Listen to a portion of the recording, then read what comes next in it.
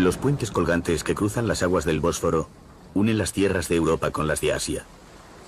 El tráfico es siempre intenso en sus calzadas y también debajo de ellas, en las aguas del estrecho que abre una brecha en la tierra separando los dos continentes. Los transbordadores cruzan de una a otra ribera y los mercantes y barcos de pasajeros pasan bajo los puentes en dirección al mar de Mármara o al mar Negro. A ambos lados del canal, mirándose mutuamente desde ambas orillas, se han asentado a lo largo del tiempo fortalezas, pueblos de pescadores y hasta palacios de sultanes. Porque además de ser el lugar que separa Asia de Europa, el Bósforo es sobre todo la vía marítima más importante de Turquía. El país que para su gloria y su incertidumbre está situado en los dos continentes.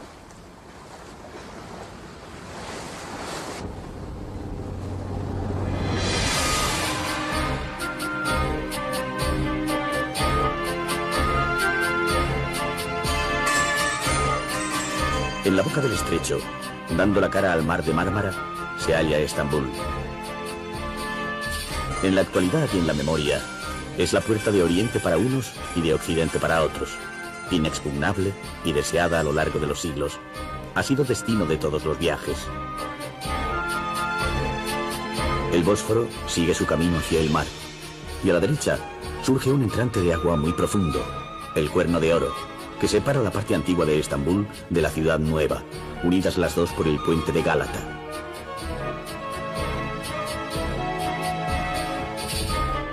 Al principio esta inmensa ciudad impresiona y puede llegar a aturdir al visitante, pero después de unos días, una vez que aprendamos a caminar por ella, el viajero experimentará el orgullo de reconocer ese territorio que parecía inabarcable y que al recorrerlo ha sentido que formaba parte de su historia. Mira, se ve el Palacio Topkapi, después la Basílica de Santa Sofía y justo enfrente la Mezquita Azul. Por aquí delante se ve también el Bazar de las Especias. Después esta mezquita de aquí es la mezquita de Sulimán el Magnífico y todo esto es el Cuerno de Oro.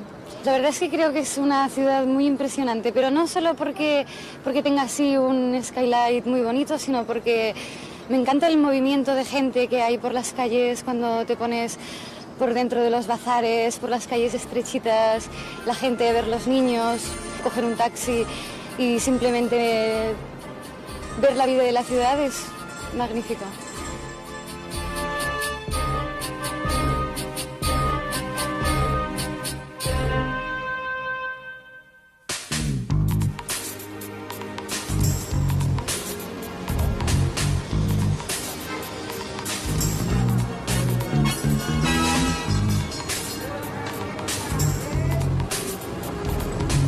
En su primera mañana en Estambul, el visitante suele despertar en el lado moderno de la ciudad, donde se encuentran los principales hoteles.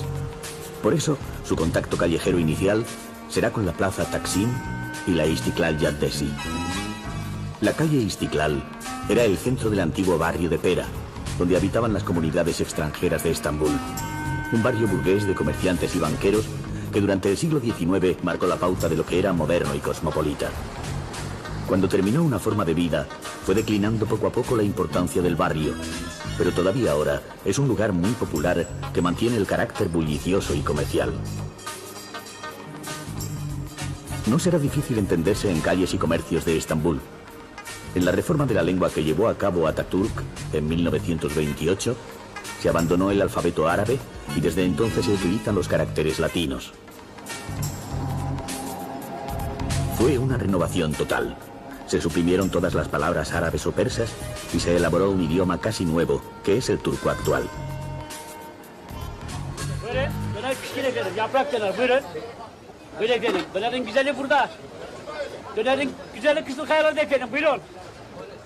Junto a los puestos de pan de sésamo y de doner kebab, siguen existiendo en el barrio antiguas pastelerías tradicionales. El dueño de la tienda nos cuenta que estos dulces se llaman lokum y están hechos con pistacho y azúcar. También los hay de miel, de leche y de nuez.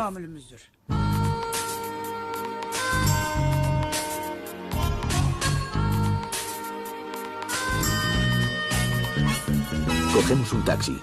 Es barato y resulta el mejor sistema para trasladarse. y atravesando una vez más el puente de Gálata, llegamos a la ciudad histórica de Bizancio, de Constantinopla y por fin Estambul.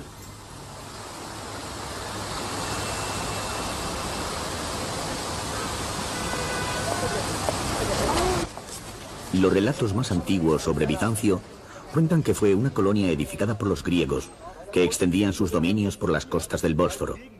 Y la leyenda atribuye su fundación a Bizas, un hijo de Poseidón. En el año 330, el emperador Constantino convirtió la vieja Bizancio en la nueva Constantinopla. Había sido pensada para proteger a la capital del imperio, pero lo cierto es que, mientras Roma se desmoronaba, Constantinopla se hacía cada vez más fuerte.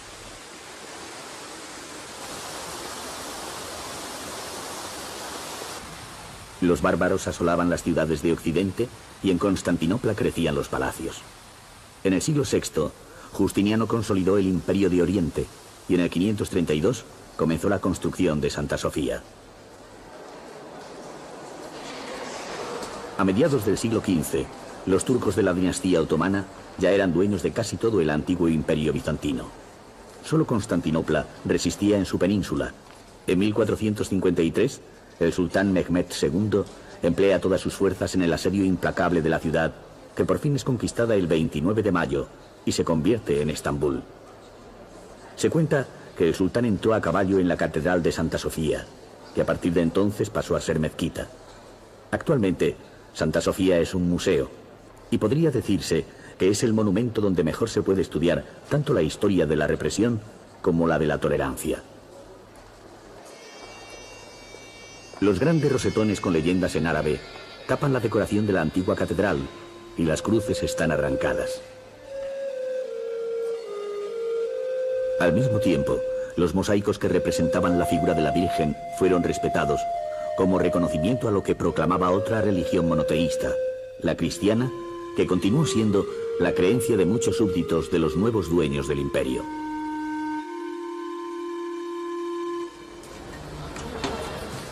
Santa Sofía fue a partir de entonces y para siempre el modelo a imitar e incluso a superar.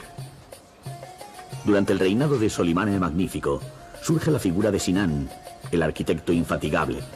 Trabaja durante más de 50 años construyendo mezquitas, palacios y madrasas para la familia imperial. Solimán le encarga la mezquita que lleva su nombre y Sinán construye una inmensa cúpula y un patio presidido por 4 minaretes para conmemorar el hecho de que Solimán era el cuarto sultán de Estambul. 50 años más tarde, Ahmed I encargó la construcción de una mezquita que debía ser aún más grandiosa que las obras de Sinán. El número de minaretes subió a 6. El reto arquitectónico habría podido continuar, pero lo impidió el respeto religioso. Hasta aquel momento, solo la mezquita de la Meca tenía 6 minaretes. Así que para zanjar la cuestión, el mismo sultán Ahmed hizo levantar allí el 7º.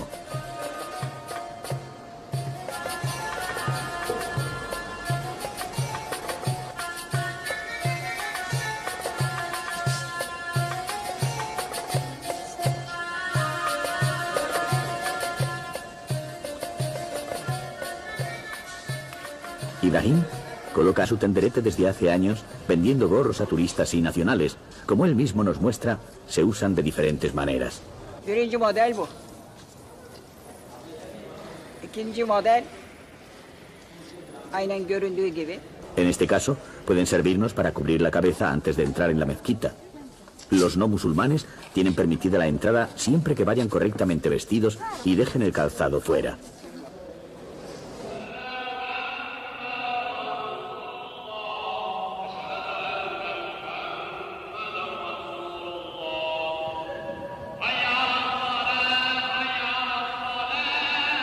El interior de la mezquita del sultán Ahmed recibió el sobrenombre de Mezquita Azul por su decoración interior. La cúpula y la parte superior de los muros están cubiertas de mosaicos decorados de un vivo color azul.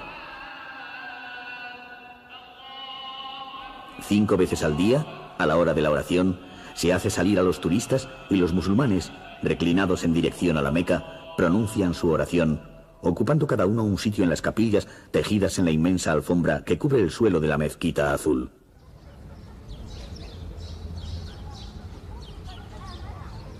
10 años después de la conquista de Constantinopla, Mehmed II comenzó la construcción del Palacio de Topkapi.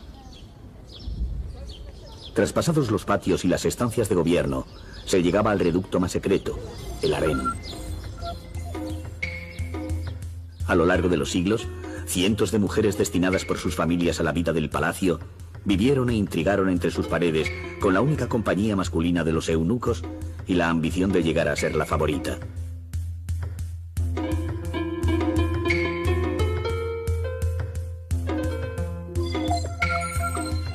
La vida secreta en el interior de Topkapi se fue haciendo cada vez más permeable. Primero se permitió la entrada a los músicos, luego a los médicos y a los maestros de arte. Al final, la evidencia aconsejó transformar el harén en una institución familiar. Desde su mirador en el palacio, el sultán Abdul-Mejid debió de pensar que había llegado la hora de mudarse.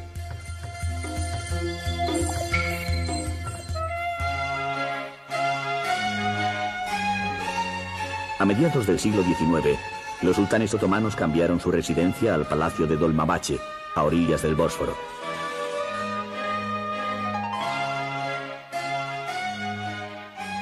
La fachada se extendía a lo largo de 250 metros directamente sobre el canal y el edificio era el más suntuoso de su época.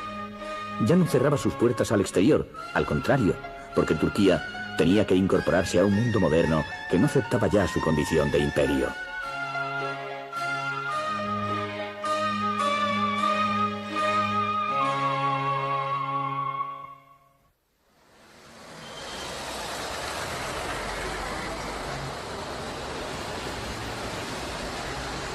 Después de un recorrido por la historia, hay que bajar a la calle y perderse en la marea humana que da forma y vitalidad al Estambul de cada día.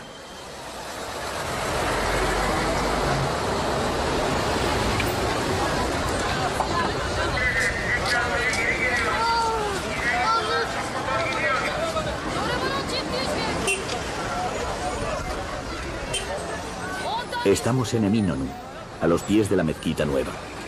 De aquí salen los transbordadores que atraviesan el estrecho hasta el lado asiático o recorren el Cuerno de Oro. Por la tarde acude en aluvión la gente que se resiste a terminar el día y busca hacer sus últimas compras o escuchar las ofertas callejeras. La plaza de Eminönü, a esta hora cercana del crepúsculo, constituye un lugar privilegiado de observación.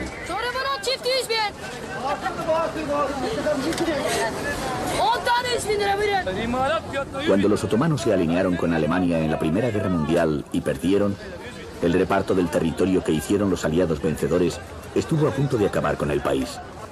Pero surgió Mustafa Kemal, al que luego llamaron Atatürk, padre de los turcos. Al frente de un partido y un ejército nacionalistas, se impuso a las condiciones de las potencias europeas, aunque para ello tuvo que enfrentarse y destituir al último sultán otomano. Atatürk convirtió Turquía en una república laica de estilo occidental, abolió el califato, nacionalizó la educación y emancipó a la mujer. Desde entonces, Estambul dejó de ser la capital y ésta se trasladó a Ankara. Los habitantes de Estambul no reniegan de su pasado, pero tienen acuciantes problemas que resolver en su presente. Solo han transcurrido 74 años de un cambio que terminó de golpe con las costumbres de varios siglos, y esta tercera generación de la República debe vivir en una ciudad que ya sobrepasa los 10 millones de habitantes.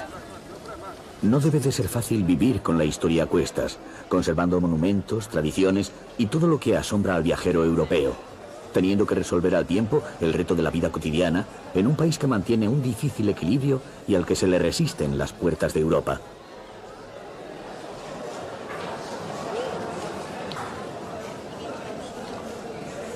El deambular por las calles termina en el Gran Bazar.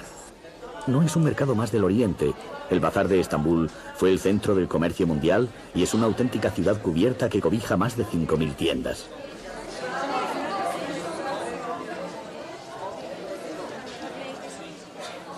Aquí comienza la aventura de las compras. Lo más importante es sentir confianza. Se debe escoger un vendedor amable que hable el idioma del comprador, lo que no será difícil, ya que los hay que hablan hasta 8 lenguas. Conviene llevar pensado lo que se está dispuesto a pagar y recordar el valor de artículos parecidos en el propio país. Si el precio conseguido baja del recordado, ya se habrá hecho una buena compra. Dio precio, buen precio.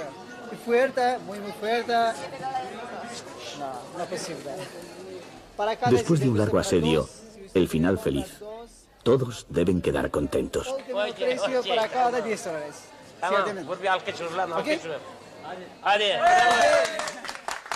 Si digo 20.000, claro que no lo compran. Es que ahí tienen más barato.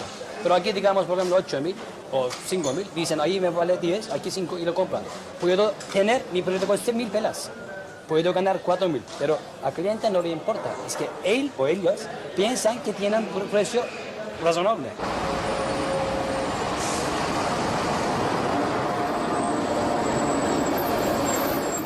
Las casas otomanas eran de madera. Este tipo de construcción sobre pilares y vigas resistía muy bien los seísmos. Sin embargo, sufría el riesgo de los incendios que destruyeron a lo largo de los siglos barrios enteros. Muchas de estas casas del centro de la ciudad están siendo restauradas según los modelos tradicionales.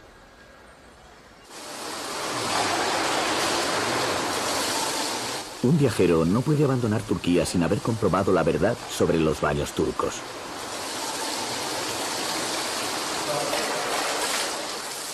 Los hay de hombres y de mujeres, y prometen ser el remedio para cualquier mal.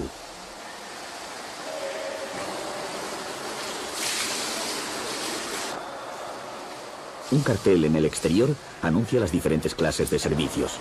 Self-service, masaje a la turca, servicio completo e incluso servicio de lujo. Una vez dentro, no queda más remedio que someterse al tratamiento completo y así averiguar si es cierta su eficacia como revitalizante de todo el organismo.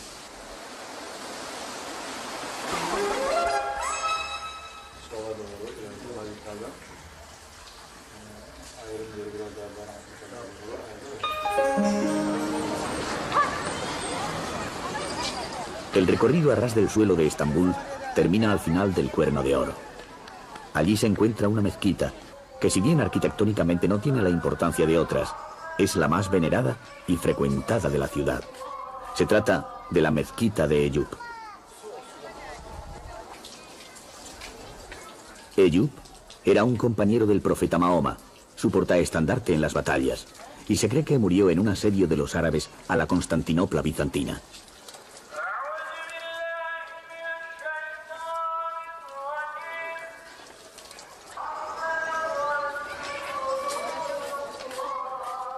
Los habitantes de Estambul acuden habitualmente a Eyüp cada vez que tienen que celebrar una circuncisión, una boda o cualquier otro acontecimiento de importancia. El visitante que se acerque hasta aquí podrá contemplar, sin el habitual alboroto de los lugares más turísticos, una parcela de la vida de Turquía en la serenidad del ambiente que rodea este lugar.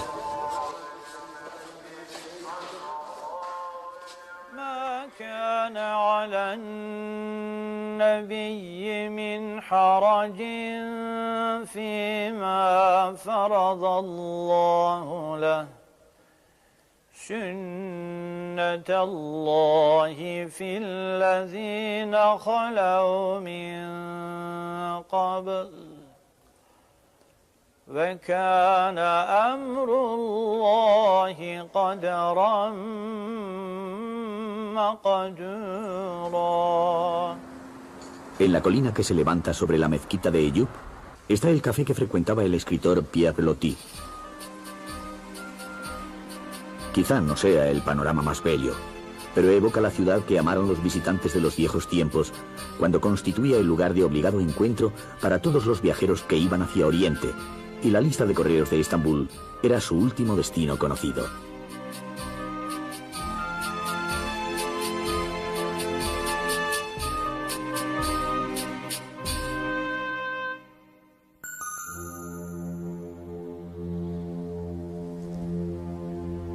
En Turquía, al escoger un itinerario para el viaje, lamentablemente siempre tenemos que rechazar otras posibilidades igual de interesantes. No queda otro remedio en un país de su extensión, cuyo suelo es un continuo yacimiento arqueológico. Cerca de Konya se han encontrado restos de las más primitivas ciudades sedentarias de la humanidad, y en la costa noroeste se localizó la legendaria Troya. En el centro de Anatolia aparecieron yacimientos hititas, y a lo largo de la costa del Mediterráneo y del Egeo se despliegan los restos licios, helénicos y romanos, y suenan orgullosos nombres como Dídima, Priene o Éfeso. A unos 300 kilómetros hacia el interior se levantan los templos y edificios de una ciudad más desconocida, Afrodisias.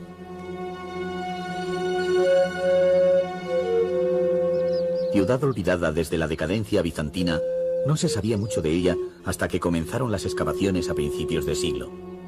Sacarla a la luz a partir de los años 60 fue obra del arqueólogo turco Kenan Erim. Al morir, quiso seguir allí, a la sombra de los árboles que rodean el templo de Afrodita.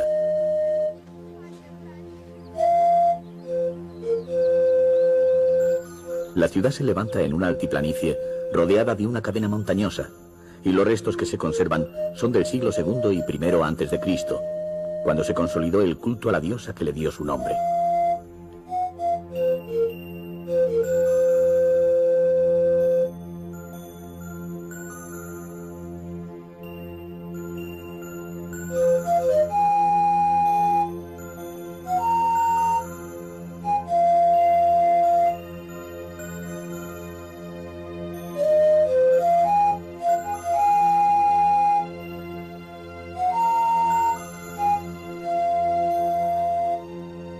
En el siglo II, Afrodisias consiguió la autonomía de Roma y vivió tiempos de esplendor, como demuestra el gran estadio que tenía cabida para 30.000 espectadores, y es sin duda la estructura de este tipo que mejor se conserva en el Mediterráneo. Se trataba de una gran metrópoli con 7 kilómetros de diámetro, aunque hasta ahora solo se ha excavado la mitad del yacimiento.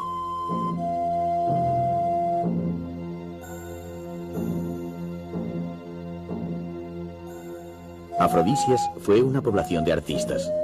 Las mejores canteras de mármol del país estaban en sus montañas, y sus escultores creaban obras que luego se han encontrado diseminadas por Grecia e Italia.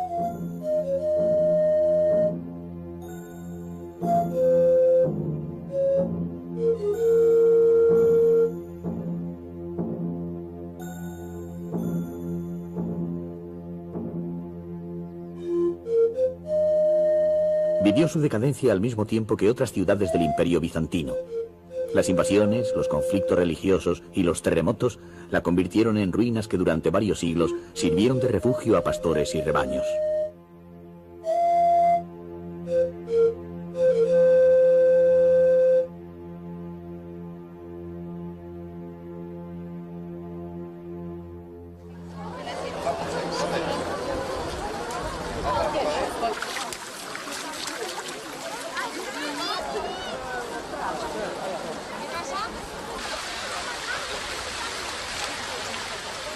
No lejos de Afrodisias se encuentra un lugar que ha necesitado muchos siglos para llegar a ser como lo vemos hoy, la montaña de Pamukkale. Las aguas termales que corren en cascadas por las rocas y surgen de numerosos manantiales son ricas en minerales, y a lo largo del tiempo han ido depositando su contenido calcáreo en la montaña, formando terrazas naturales.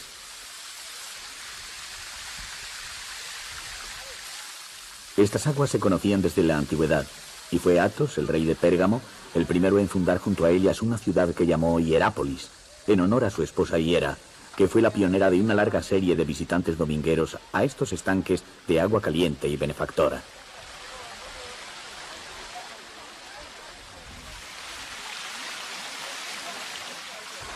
El nombre de Pamukkale quiere decir castillo de algodón, y a pesar de su esponjoso aspecto, podemos asegurar que el suelo se agarra firmemente a los pies del bañista que se aventura a caminar a través de esta ilusión de otro planeta.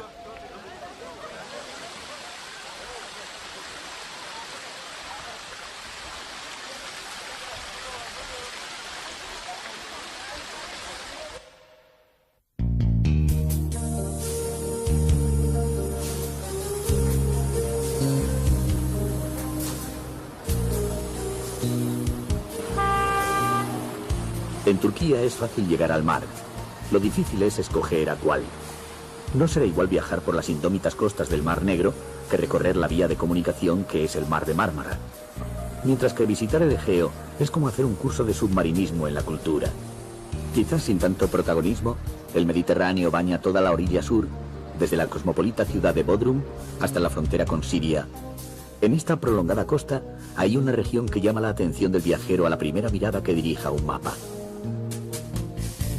Es un saliente redondeado entre Fethiye y el sur de Antalya, donde aparecen nombres que nunca antes hemos oído pronunciar. Poludenis, Mira, Kekova. Luego el visitante sabrá que se trata de la antigua tierra de los licios, un pueblo marinero ferozmente independiente que fue la última región del Mediterráneo en incorporarse al Imperio Romano. El primer centro de vacaciones de la zona es Kemer, todavía sin turismo a gran escala, pero donde ya llegan alemanes, rusos y nórdicos dispuestos a descubrir el litoral y los vestigios, casi escondidos en la arena y encaramados en las rocas, de la civilización que se hizo fuerte en estas costas.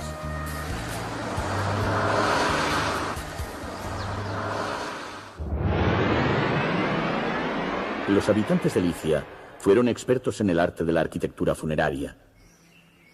Toda la región está salpicada de estos monumentos construidos lo más cerca posible del cielo, en lugares a veces inexpugnables.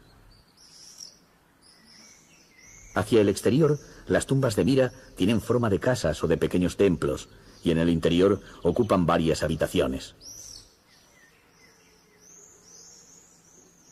A mediados del siglo XIX, viajeros ingleses recorrieron estas tierras a pie y a caballo, y además de llevarse numerosos recuerdos al Museo Británico, establecieron con sus descubrimientos que Licia poseyó una entidad y una cultura propias e independientes.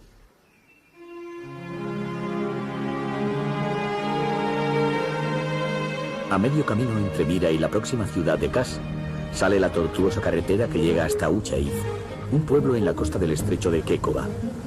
Las antiguas casas de pescadores se mantienen tal como siempre han sido, pero empiezan a albergar tímidamente tiendas para el turista y restaurantes de pescado fresco. En el puerto es posible alquilar una barca con patrón para recorrer el estrecho.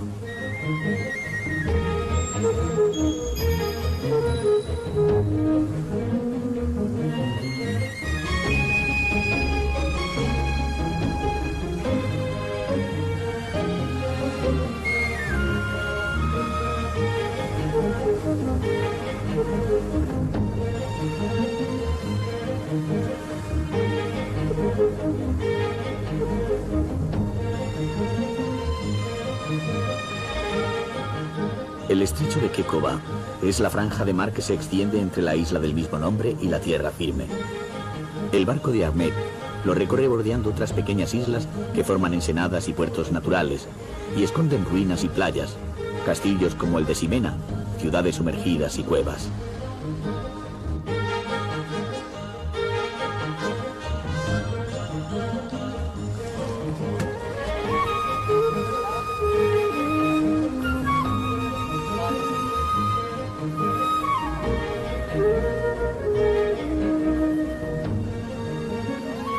Encaramadas a las rocas que se precipitan directamente sobre el agua, aparecen otras sepulturas de la arquitectura funeraria licia.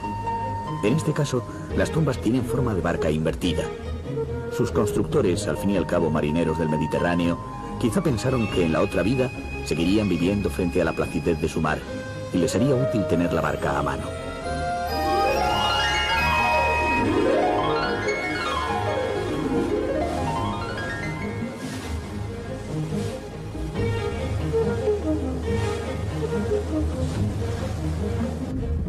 Junto al dueño de la barca que nos lleva, Ahmed, trabaja su sobrino Hakan, que además es un empresario turístico.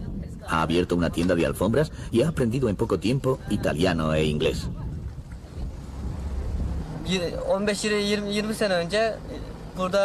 Hakan nos cuenta que hasta hace 15 o 20 años no había en su pueblo ni agua, ni luz, ni teléfono.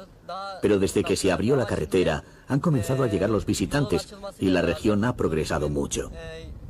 Hakan no tiene miedo a que el lugar pierda su encanto, ya que desde 1974 está bajo la protección de una ley de defensa de espacios naturales e históricos.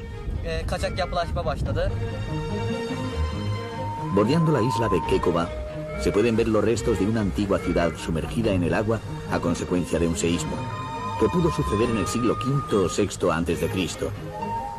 Seguramente entonces Kekova no era todavía una isla, sino que fue desgajada de la tierra firme por culpa de aquel terremoto.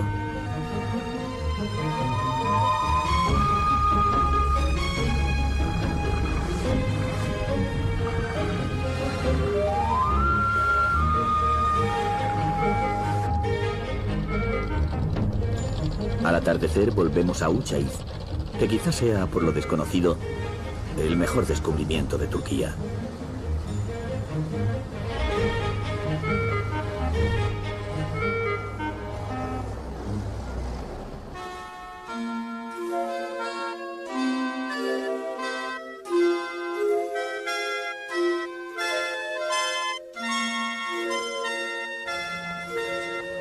El itinerario continúa hacia el oeste hasta llegar a Kas. La villa tiene un aire de pueblo griego, ya que sus habitantes eran de esa nacionalidad hasta el año 1923, cuando se intercambiaron las poblaciones entre Grecia y Turquía. Kas podría llevarse el premio al pueblo mejor engalanado. Es de agradecer el cuidado con el que decoran las fachadas de las casas restauradas, haciendo de una calle comercial una delicia de paseo.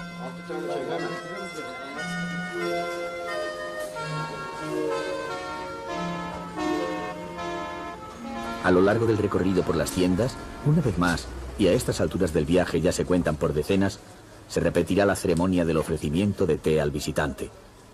Esta sí que es una costumbre que une a los turcos en un mismo ritual de norte a sur y de este a oeste, por muchas que sean sus diferencias.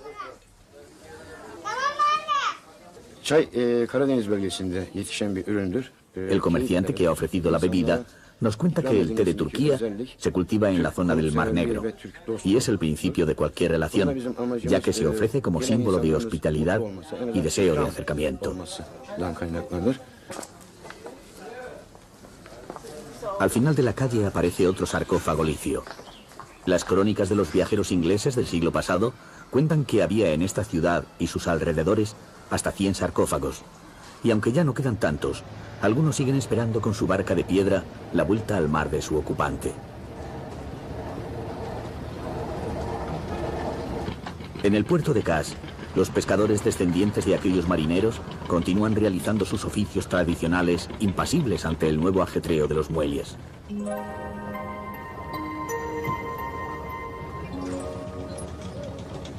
Esta costa de Licia, que muchas veces es más fácil de conocer en barco que por tierra, es un auténtico paraíso de la navegación de recreo. En barco propio o ajeno, caro o barato, siempre habrá un crucero organizado o un pescador dispuesto a llevar al viajero a conocer todos sus rincones.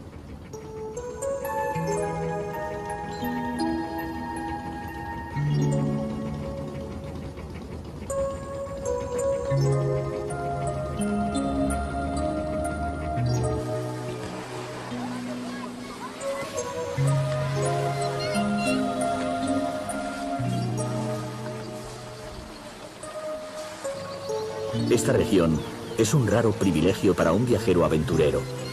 Las rutas turísticas apenas se han puesto en marcha todavía, pero ya están suficientemente señalizadas para facilitar la orientación y permiten el descubrimiento de playas de agua lisa, sin olas, de un increíble color turquesa y de ruinas esparcidas en lugares inimaginables.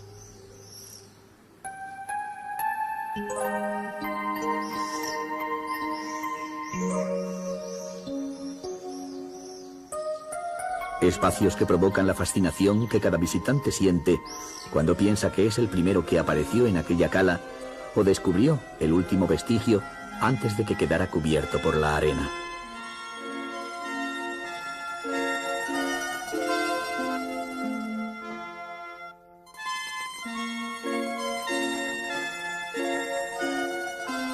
El final del recorrido es la ciudad de Fethiye. Cuando la bruma de la mañana se levanta, descubre, colgadas de la montaña, las tumbas que son el símbolo de esta tierra, que ya no es tan difícil de recorrer como cuando los viajeros ingleses lo hicieron a lomos de caballo, volviendo a dar a conocer al mundo una región que durante muchos siglos había sido únicamente una frontera.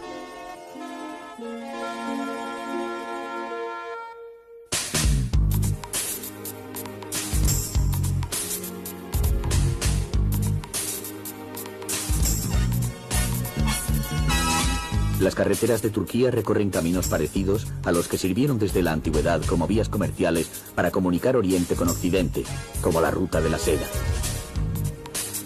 A una distancia de un día de camino uno de otro, se levantaban los caravansaray, que eran como hoteles de carretera para las caravanas en tránsito. El caravansaray de Aksy-Karahan está situado en el camino hacia Kayseri, la capital de Capadocia, y ya en el siglo XIII servía como refugio de caravanas. Estos edificios eran sólidas construcciones sin muchos lujos, ya que debían dar cobijo no solo a los comerciantes y sus servidores, sino también a las caballerías y la mercancía.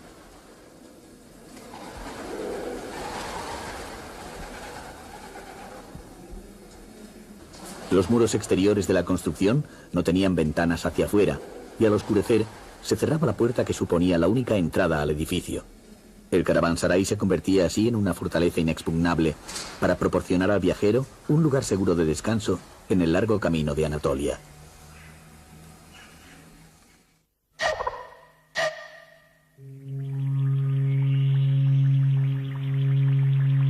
A la hora de elegir para el viaje un itinerario en la zona central de Turquía, las imágenes de las tierras de Capadocia son un reclamo inevitable para el viajero.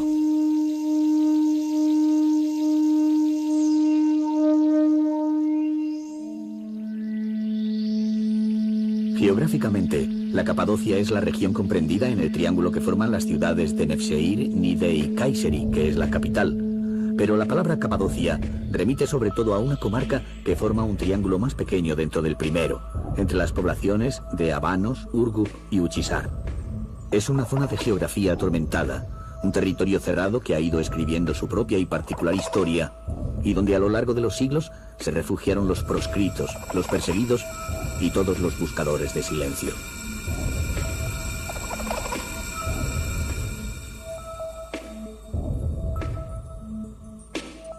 La idea de Capadocia que excita la imaginación del viajero es la de un lugar fabuloso, poblado de figuras que más deben a la imaginación que a la estricta realidad de la geografía.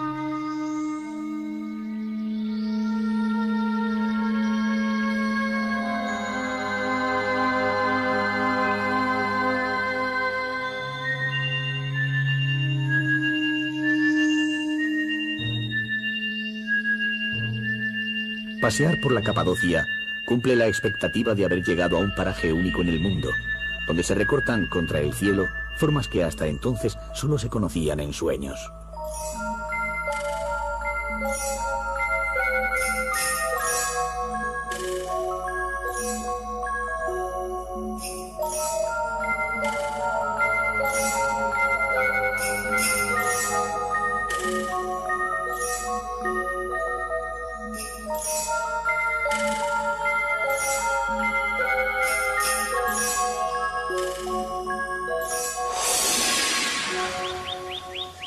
Hace 60 millones de años, la región de Capadocia era un inmenso lago interior rodeado de volcanes. Las capas de residuos más cercanas al cráter de un volcán son de basalto. Normalmente, cuando un volcán entra en erupción, es lo primero que sale, seguido de la lava. En este territorio, las erupciones a lo largo de los siglos fueron rellenando el lago de lava. Pero la última, que tuvo lugar hace unos 10 millones de años, solo trajo hasta la Capadocia la primera capa de basalto, y dejó recubierta la tierra de un manto de roca más dura que ninguna que quedó a nivel de suelo. Con los terremotos, esa primera capa de basalto se quebraba. El agua de la lluvia se filtraba por el interior y se iba llevando la parte blanda de la roca, que adelgazaba formando columnas protegidas por una cubierta de basalto, como si de un paraguas se tratase. También el viento colaboraba en la erosión, y el tronco de las llamadas chimeneas se iba haciendo cada vez más estrecho. En el momento en que la columna no es capaz de sostener el peso del basalto, este cae, y la chimenea termina desapareciendo.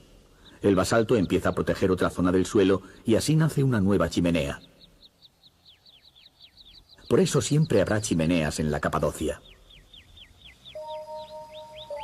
Para completar el paisaje, la roca, mezclada con minerales como azufre, hierro o cobre, consigue diferentes tonalidades en la piedra.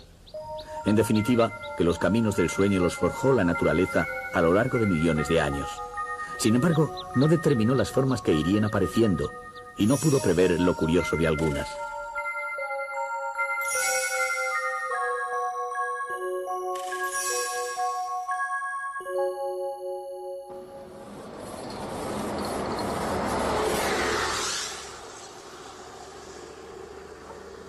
Los relieves de la Capadocia no son solamente un paisaje.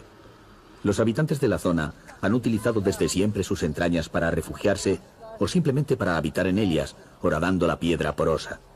No se sabe de cuándo datan las primeras excavaciones, pero lo más seguro es que fueran utilizadas sucesivamente por las civilizaciones que ocuparon estas tierras, incluso desde los hititas y los persas, que se fueron transmitiendo la herencia de unos a otros. Había pueblos enteros asentados en el interior de la montaña como Selve, que estuvo habitado hasta no hace mucho tiempo. En Selve llegaron a vivir unas 1000 personas, pero hace unos 30 años el peligro de derrumbamientos aconsejó abandonar la zona.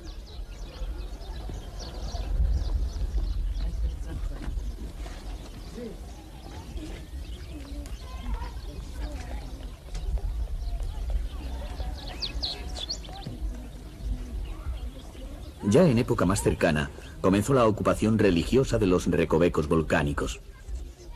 En el siglo IV, San Basilio, que era el obispo de Cesarea, la actual Kayseri, fundó pequeñas comunidades religiosas que ocuparon los huecos de la montaña y revolucionaron la vida monástica integrándose en el paisaje.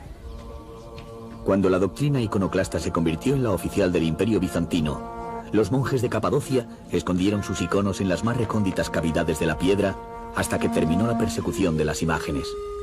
Y aun después de la llegada al poder de los turcos eleucidas, la vida monástica se siguió practicando durante mucho tiempo en las cavidades de las rocas de Capadocia. El recinto más espectacular es Goreme. Allí no había viviendas, era un centro religioso donde solo residían los monjes.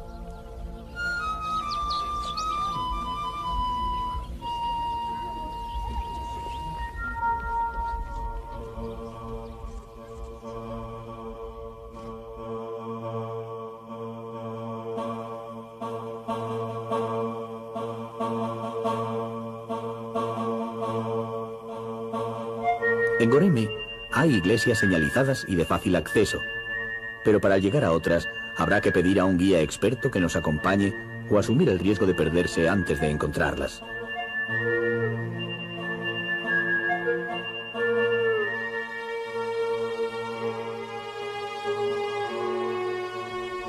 En la capilla de Santa Bárbara apenas quedan restos. Se ven dibujos de la época iconoclasta y pinturas que representan a San Jorge y San Teodoro. En otra iglesia aparecen Constantino y Santa Elena, y la curiosa figura de San Onofre, que era una mujer que pidió ser hombre para conservar su virtud. Hay muchas más. La iglesia de la manzana, la de la sandalia, pero la joya de Goreme es Karanli Kilise, la iglesia oscura. El atrio construido en la roca se desplomó y hoy su estructura queda a la vista. De allí se accede al interior.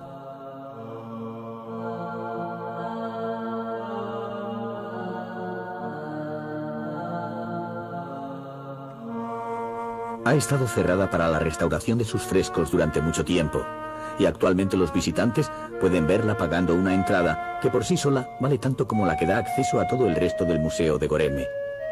Pocas veces un precio alto ha merecido tanto la pena. Nadie debe quedarse sin verla.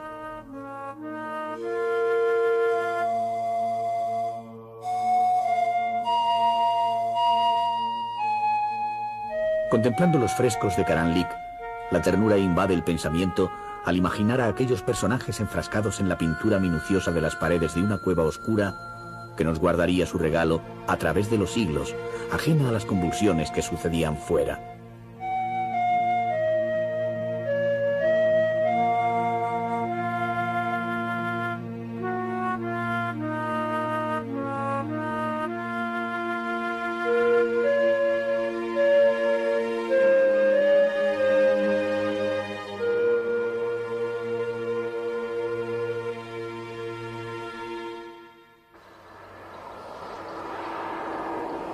El secreto deseo de todo viajero es conocer exhaustivamente el lugar que visita.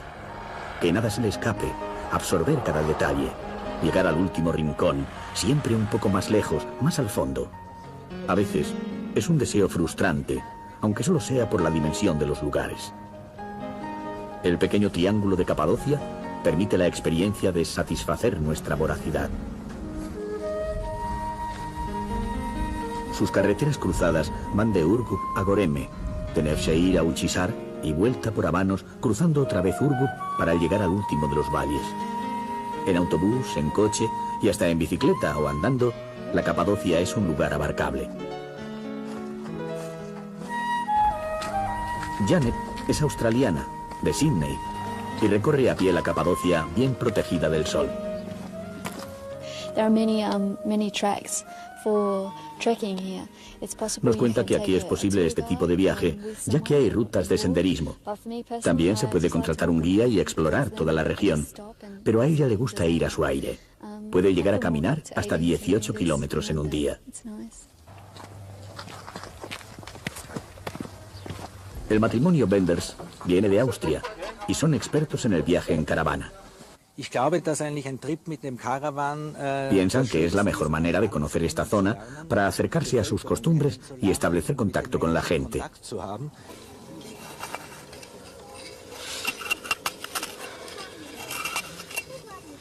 La gente de Capadocia ha cambiado poco a lo largo de los años, aunque la gran cantidad de visitantes que llegan hasta aquí van dando lugar a nuevos oficios. Estos hombres se inspiran en las moradas de sus montañas para reproducirlas en la piedra volcánica de la zona, que es muy moldeable.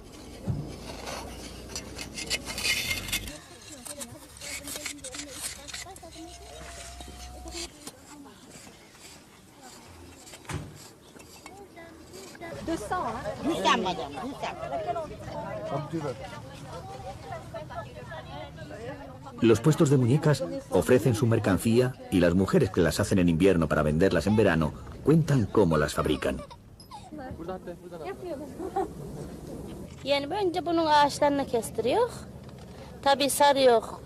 Primero se corta la madera y se ata con un hilo fuerte. Se la viste con un traje tradicional de esta parte de la Anatolia central. Después se pinta la cara sobre una chapa de botella y se coloca la madeja de lana con la que trabaja.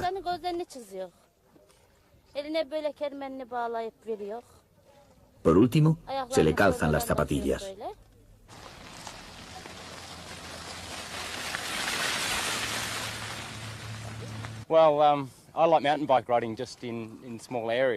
Michael es de Melbourne y nos dice que le gusta la bicicleta para recorridos cortos, así que lo que hizo fue llegar hasta aquí y alquilarla.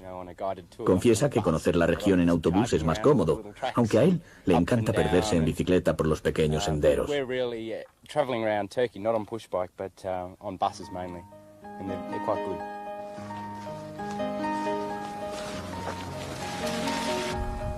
Todos los itinerarios terminan el día en algún lugar desde el que los viajeros, sea cual sea la forma en que han llegado hasta allí, puedan contemplar los últimos rayos del sol sobre esta tierra surrealista.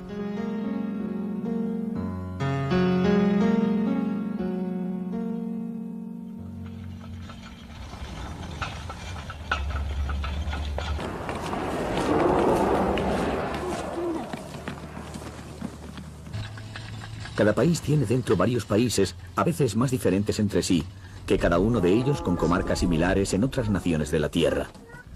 Posiblemente los campesinos de la región de Capadocia sean más parecidos a todos los demás campesinos del mundo que a sus propios compatriotas que han vivido toda su vida en Estambul. Y como en todas las sociedades campesinas, la mujer nunca está ociosa. Cada época del año supone un trabajo diferente, y si no, se teje y se cose, o se fabrican los propios alimentos, como hace Fatma en la terraza de su casa.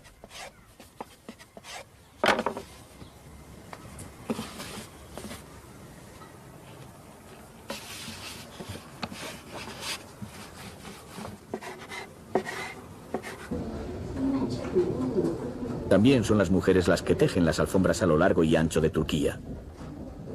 Pacientemente, nudo a nudo, muchos más si se trata de una alfombra de seda.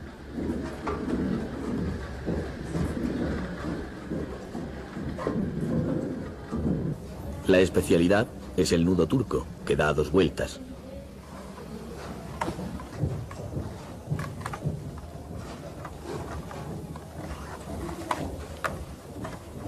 Pasan el hilo de la trama horizontal y aprietan con el peine. Si observamos bien las líneas de una alfombra, podremos desentrañar el estado de ánimo de la mujer que la anudó a lo largo de interminables días e incluso de meses. Si durante esa jornada estaba enfadada, el golpe con el peine será fuerte y la lana se inclinará hacia abajo. Si estaba melancólica o soñadora, dará menos énfasis al movimiento y las líneas de los nudos dibujarán una onda hacia arriba.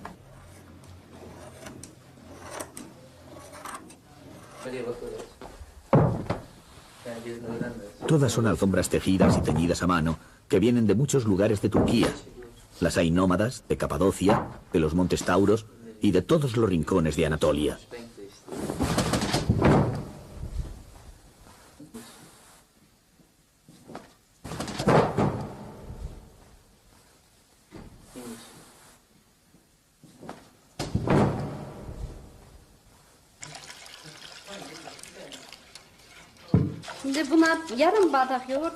Fatma prepara como despedida una jarra de airán y explica cómo se hace. Se pone un vaso de yogur en un recipiente y se mueve hasta diluirlo. Después se le añade un vaso de agua y una pizca de sal y se sigue removiendo.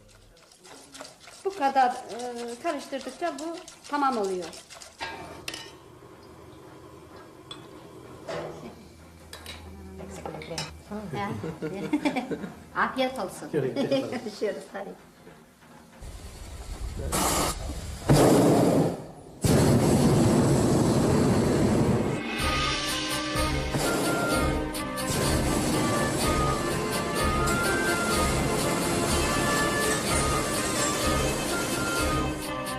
Una vez que a pie, en coche o bicicleta, se domina la Capadocia desde el suelo, solo queda verla desde arriba. El globo debe partir al amanecer y vuela a 180 metros de alto como máximo y a 60 metros como mínimo. Desde esa mediana altura, a una distancia que no es de avión ni de la cima de una montaña, sobrevolando estas imágenes de sueño, rememoramos el clamor de las calles de Estambul, donde empezamos el viaje, que pertenecen al mismo país que este silencio, una nación en la encrucijada, igual que muchas veces en su historia, que hace oír su grito y su paciencia, su clamor y su silencio.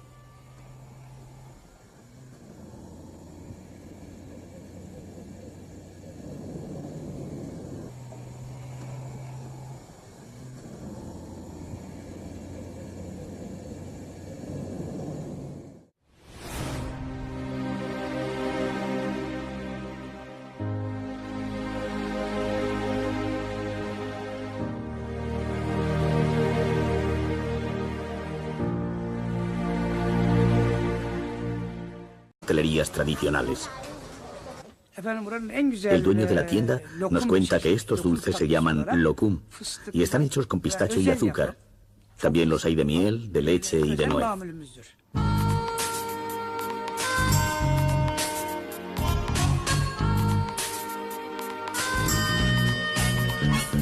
Cogemos un taxi.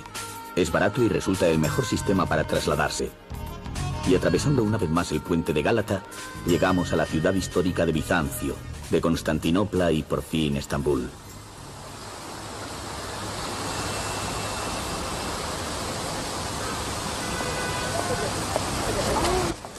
Los relatos más antiguos sobre Bizancio cuentan que fue una colonia edificada por los griegos, que extendían sus dominios por las costas del Bósforo.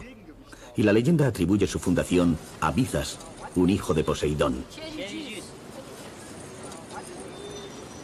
En el año 330, el emperador Constantino convirtió la vieja Bizancio en la nueva Constantinopla. Había sido pensada para proteger a la capital del imperio.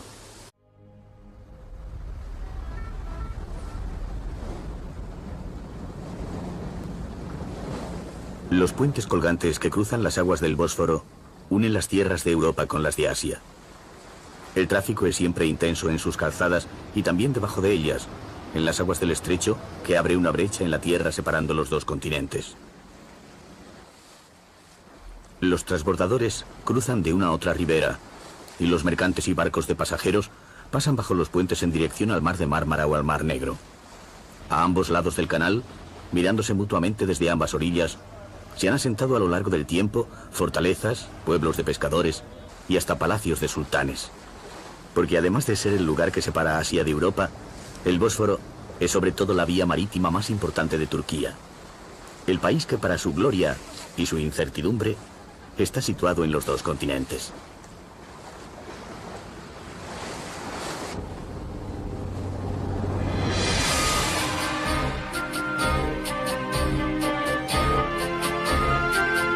Y la Istiklal Caddesi. La calle Istiklal era el centro del antiguo barrio de Pera, donde habitaban las comunidades extranjeras de Estambul, un barrio burgués de comerciantes y banqueros que durante el siglo XIX marcó la pauta de lo que era moderno y cosmopolita. Cuando terminó una forma de vida, fue declinando poco a poco la importancia del barrio, pero todavía ahora es un lugar muy popular que mantiene el carácter bullicioso y comercial. No será difícil entenderse en calles y comercios de Estambul. En la reforma de la lengua que llevó a cabo Atatürk en 1928, se abandonó el alfabeto árabe y desde entonces se utilizan los caracteres latinos. Fue una renovación total. Se suprimieron todas las palabras árabes o persas y se elaboró un idioma casi nuevo, que es el turco actual.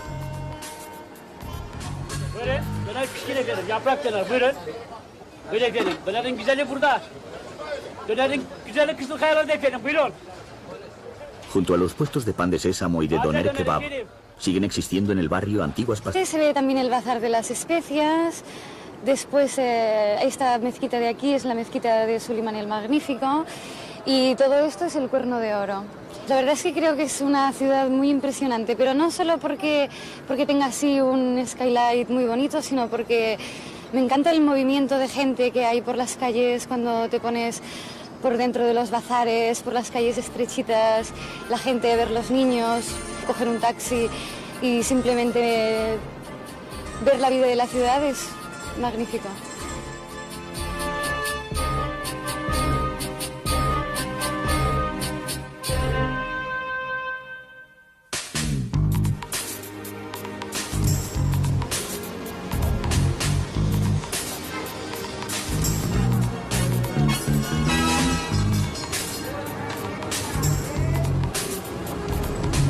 En su primera mañana en Estambul, el visitante suele despertar en el lado moderno de la ciudad, donde se encuentran los principales hoteles. Por eso, su contacto callejero inicial será con la plaza Taksim.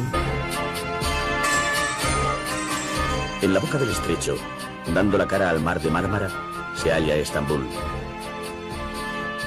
En la actualidad y en la memoria, es la puerta de Oriente para unos y de Occidente para otros. Inexpugnable y deseada a lo largo de los siglos, ha sido destino de todos los viajes.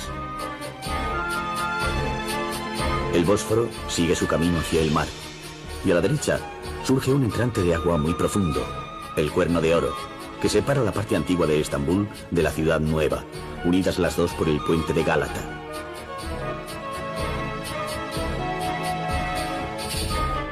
Al principio, esta inmensa ciudad impresiona y puede llegar a aturdir al visitante. Pero después de unos días, una vez que aprendamos a caminar por ella, el viajero experimentará el orgullo de reconocer ese territorio que parecía inabarcable y que al recorrerlo ha sentido que formaba parte de su historia. Mira, se ve el Palacio Topkapi, después la Basílica de Santa Sofía y justo enfrente la Mezquita Azul. Por aquí delante